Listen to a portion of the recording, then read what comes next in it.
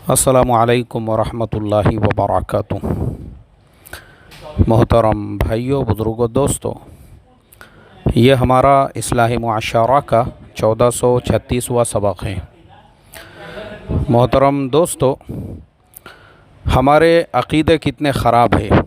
यानी ज़रा सा हम लोगों ने जो है किसी में थोड़ा सा कमाल देख लिए, कहीं पे हमने जो है वो जैसा हमारे यहाँ कहावत है ना, चमत्कार को नमस्कार, ऐसे हमारे अक़ीदे हो चुके हैं। आज मैं आपको एक वाक़या, यानी आप लोगों ने भी सुने होंगे, पाकिस्तान के एक बड़ी उम्र के शख्स जिनकी उम्र होंगी तकरीबन 70 से 80 साल के दरमियान में, वो उम्रे के लिए तशरीफ़ ले गए। उनकी तस्वीरें सोशल मीडिया पे वायरल हुई। लोगों ने कहा कि भाई इनकी सूरत जो है ऐसी नज़र आती है, वैसी नज़र आती है। एक हंगामा मच गया सोशल मीडिया के ऊपर। और उस हंगामे के बाद में जैसे ही वो जनाब पाकिस्तान वापस लौटे, उसके बाद में लोगों ने उनको चूमना चाटना शुरू कर दिए। कोई उनके पैर पकड़ के चूम रहा है, कोई उनकी जूती सर पे रख रहा है। दुआ मांगने के लिए जो है ना लाइन लगी हुई है वहाँ पे उनके दरबार में, यानी अब उनका भी दरबार लग गया है। और जो लोग यानी इस तरह से जो जिनके अक़ाइद कमज़ोर होते हैं, मतलब हमारे यहाँ वैसे तो 90% लोगों के अक़ाइद ख़राब ही है, यानी अक़ाइद कमज़ोर ही है इंडिया, पाकिस्तान, बांग्लादेश में। तो ऐसे जो कमज़ोर अक़ाइद के लोग थे, उन्होंने उनके घर के सामने जतरा लगाना शुरू कर दिए। हुजूम धिंगाना चालू है। कोई जो है कुन जहन है तो वो वहाँ पे पहुँच गया हुआ है। बाबा जी मेरे सर पे हाथ फेर दीजिए ताकि मुझे जो है होशियारी मिल जाए, मैं भी ज़की बन जाऊं, मेरा भी जो है जो गबीपन है वो दूर हो जाए। किसी को बच्चे नहीं पैदा हो रहे हैं, वो वहाँ पे लाइन लगा के खड़े हुए हैं। बाबा जी थोड़ा सा हाथ फेर दीजिए तो तुम्हारी दुआ लग जाएंगी, तेरी दुआ लग जाएगी तो बेचारी को बच्चा पैदा हो जाएगा। अब बच्चे वाले भी लाइन लगा के खड़े हो गए। खेती बाड़ी के अंदर, यानी अल्लाह माफ़ करे मोहतरम दोस्तों, मुझे इतना अफसोस होता है ये सारी चीज़ें बताते हुए। इतने अक़ीदे हमारे ख़राब है, इसीलिए हमारे ये तीनों मुल्कों में, इंडिया, पाकिस्तान, बांग्लादेश में, आमिलों की, बाबाओं की, नींबू हरी मिर्ची वालों की भरमार आपको मिलेंगी होलसेल के भाव में। हमारा कोई गांव इनसे बचा हुआ नहीं है, हमारा कोई महल्ला इनसे बचा हुआ नहीं है, हमारी कोई गली इनसे बची हुई नहीं है। अल्लाह माफ़ करे हम तमाम लोगों को। हमारे अक़ीदे इतने फुसफुसे हैं और हमारी ज़ुबानों पे लफ्ज़ अल्लाह जो है ना वो सिर्फ़ नाम के लिए है। अल्लाह से होता है, अल्लाह के करने से होता है, अल्लाह ही करते हैं, ये सब सिर्फ़ हमारी ज़ुबान पे है। पोपट तोते के जैसा हमने रटा हुआ है।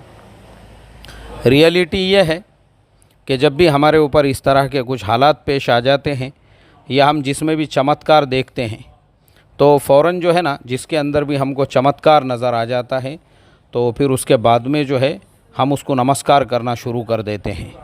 जैसे ये जो पाकिस्तान वाले बाबा जी थे, इनका दरबार लगना शुरू हो गया है। अल्लाह माफ़ करे, अल्लाह रहम करे। सबसे बड़ी चीज़ इंसान का अक़ीदा है और वो अभी तक हमारा बना हुआ नहीं है। इसी वजह से ऐसे ऐसे वाक़या सुनने के लिए मिलते हैं। अभी हैदराबाद की एक न्यूज़, असल में मेरे पास भी उतना टाइम नहीं होता है, दुनिया भर के तकाज़े मेरे जहन पर होते हैं और सबसे बड़ा तकाज़ा मेरे अपने काम का होता है। असल में मैं मेरे काम को पहले नंबर पे प्रायोरिटी देता हूँ, उसके बाद ये सब सारी चीज़ें उसके बाद में होती हैं। वो हैदराबाद का वाक़या, मैंने सोचा भी उसके ऊपर भी एक सबक दूँ। वहाँ पे भी एक आमिल साहब, एक नाबालिगा लड़की, उसके साथ में उन्होंने ज़ोर ज़बरदस्ती की। पता चला क्यों किया ऐसा, बोले इसलिए किया क्योंकि बाबा जी उसको करिश्मा बता रहे थे। बाबा जी ने अपना करिश्मा बता दिए। अल्लाह माफ़ करे। मुमरा का एक वाक़या मैंने आज से कुछ सालों पहले पढ़ा था। 4 बहनें और एक ही बाबा जी, और वो एक ही बाबा जी ने चारों बहनों से जो है अल्लाह माफ़ करे उसने जो है अपने नरगे में ले लिया, अपने जो है उसने अपने ट्रैप के अंदर उनको ले लिया। ये सारे हालात हैं मोहतरम दोस्तों हमारे अपने मुल्कों के अंदर। हमारे यहाँ पर जो है ना इस तरीक़े से अक़ीदे ख़राब बाबा जी से होता है। इसीलिए बाबा जी दुकानें लगाकर हमारे मुल्कों में बैठे हुए हैं। और मैं हमेशा बोलता हूँ यही बातें कि यही बाबा जी सऊदी अरबिया में पता चलने दो, बाबा जी का क्या हाल करते हैं फिर देखो।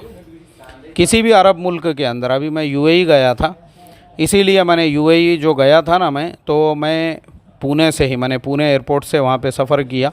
तो मैं अपना एक जुब्बा जो है, यहाँ हमारे समीउल्लाह भाई ने लास्ट टाइम मुझे दिए थे, येलो कलर का जुब्बा, जो वहाँ के जो मोहम्मद इब्न राशिद अल मखतूम जो यूएई के प्रिंस जो है या वहाँ के जो बादशाह है वो पहनते हैं। मैंने कहा भाई उन्हीं के कलर में पहन कर जाएंगे, ज़रा अपना भी इस्तकबाल होगा दुबई एयरपोर्ट के ऊपर।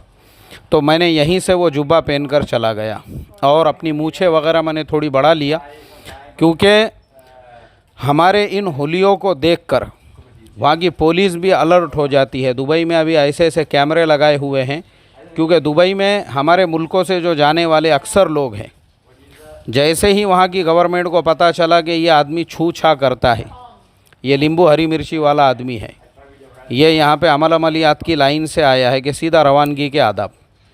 वहाँ जाने के बाद में मुझे कुछ कारगुजारियाँ भी सुनने के लिए मिली कि हमारे इंडिया से कुछ लोग जो वहाँ पे गए, वो वही अपना भारतीय कुर्ता पैजामा, मैंने कहा ना कि भारतीय कुर्ते पैजामे से तो हमको इतनी मोहब्बत है कि हमको लगता है बस भारतीय कुर्ते पैजामे पे ही हमारी बख्शिश होने वाली है, और भारतीय कुर्ते पैजामे को ही हमने पता नहीं क्या क्या उसको सुन्नत और उसको वाजिब करार दे दिया हुआ है।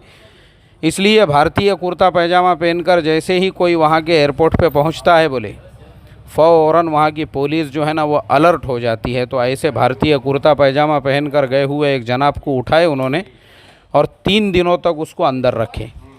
3 दिनों तक उसकी झड़ती लेते रहे, और इसके पास कितने भारतीय कुर्ते पैजामे हैं चेक करो रे, बोले उसको चेक करते रहे, उससे पूछताछ करते रहे। और जो साहब यानी जिन्होंने उनको छुड़ाए, वो उन्होंने ख़ुद मुझे अपनी ज़ुबानी बताए, वो हालांकि दुबई एयरपोर्ट से तकरीबन 150 किलोमीटर दूर रहते हैं। बोले मुझे तकरीबन 3 मरतबा आना पड़ा एयरपोर्ट के ऊपर, कभी किसी की सिफारिश लेके, कभी किसी को लेकर, और बहुत समझाने बुझाने के बाद फिर एयरपोर्ट की जो अथॉरिटी जो थी, उन लोगों ने कहा कि भाई इनका हुलिया जो है ना वो ज़रा थोड़ा मशकूक नज़र आ रहा है। एक तो भारतीय कुर्ता पैजामा और ऊपर से इनका जो हुलिया है, अल्लाह माफ़ करे मोहतरम दोस्तों, हमारे मुल्कों के अंदर जो है ना हमको ऐसा लगता है। इसीलिए भाई मैंने तो अपनी आदत बना लिया, मुझे तजुर्बा हो गया एक मरतबा, उसके बाद से मैंने तो तजुर्बा मतलब मुझे ऐसा हुआ कि मैं पिछली मरतबा यूएई गया था तो केरला के एक बुज़ुर्ग मिले थे और उन्होंने मुझे नसीहत की। उन्होंने बोले मौलवी साहब इसके बाद जो है ना ये ऐसा अपना भारतीय कुर्ता पैजामा पहन के नहीं आने का। बोले यहाँ जुब्बे मिलते 10-10, 15-15 रियाल में, क्या नाम है उसका, डे टू डे के अंदर, उसमें से ले लो जुब्बे पहनने का। बोले ये अपन ने इंडियंस ने जो है ना ये भारतीय कुर्ता पैजामा पहनने का ही नहीं।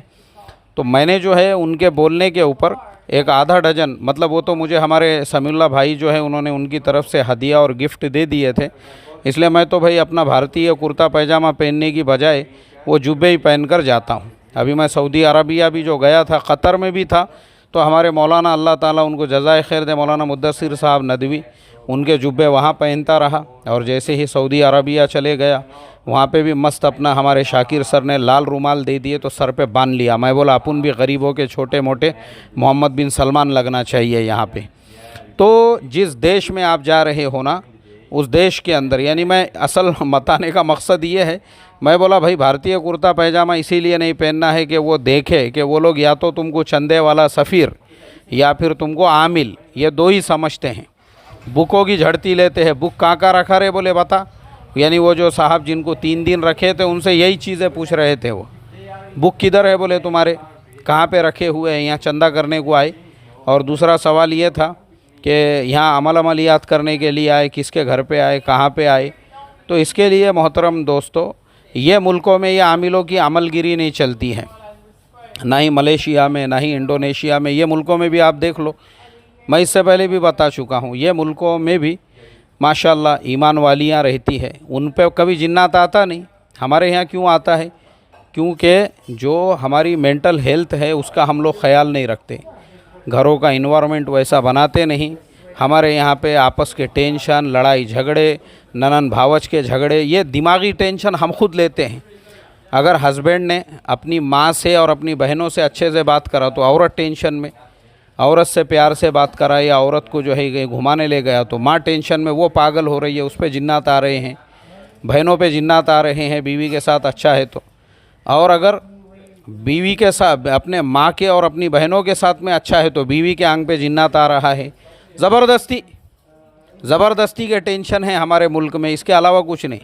वो मेरे पास में एक औरत आई थी कुछ सालों पहले, मैं जब मकतब में पढ़ाता था।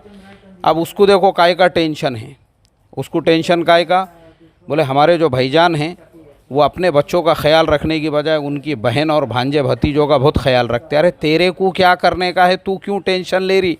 अभी ऐसे ज़बरदस्ती के टेंशन लेंगे फिर दिमागी मरीज़ा बनेंगी, फिर लोग बोलेंगे शैतान आया, चलो आमिल साहब के पास। अल्लाह माफ़ करे, अल्लाह हिफाजत करे। बहुत अक़ीदे हमारे कमज़ोर है। जहाँ हमने चमत्कार देखे, नमस्कार शुरू, मुझे पहले ही हो ऐसा लग गया था जब वो ख़बरें चल रही थी ना पाकिस्तानी वो बुज़ुर्ग के बारे में, मुझे जब ही लगा, मैं बोला अब इसको जाने दो वापस पाकिस्तान। देखो मैं बोला अब लोग इसके पैर कैसे चूमना चाटना शुरू कर देते, क्योंकि हमारे अक़ीदे ही ख़राब है। अल्लाह माफ़ करे। और दूसरी सबसे बड़ी बात यह है कि हमारे ऐसे लोग जिनको लोग झुककर मिलते हैं, ये भी इतने बड़े भामटे और एक नंबर के जो है ना ढोंगी है। ये कभी अपने बयानों में ऐसा नहीं बोलेंगे कि तुम्हारे दिलों में अल्लाह और उसके रसूल की अज़मत पैदा करो। हमारी अज़मत पैदा करना कोई ज़रूरी नहीं है, हम तुम्हारे जैसे आम इंसान हैं, बल्कि उल्टा इनमें भी ऐसी नज़ाकत, कैसे है आप, ऐसा झुककर मिलेंगे। मलमल के दुपट्टे आपा जान के जैसे, इत्र जो है रगड़ा हुआ पूरे बदन को, ऐसी नज़ाकतें छोकरियों के जैसी आ गई हुई। लोगों को लगता है यही बुज़ुर्गी है, कुछ कमाल है इसके अंदर। अल्लाह हिफाजत फ़रमाए, अल्लाह हम तमाम को समझ आता फ़रमाए और हमारे अक़ीदों को दुरुस्त फ़रमाए। अस्सलामु अलैकुम वरहमतुल्लाहि वबरकातुहू। एक्चुअल में मैं ऑनलाइन मीटिंग में हूँ, लेकिन मैंने अपना सिस्टम पाउस करके मैं बोला चलो एक सबक ले लेंगे, क्योंकि टाइम मिल नहीं रहा है मुझे। दुआओं की खुसूसी दरख्वास्त आप तमाम लोगों से।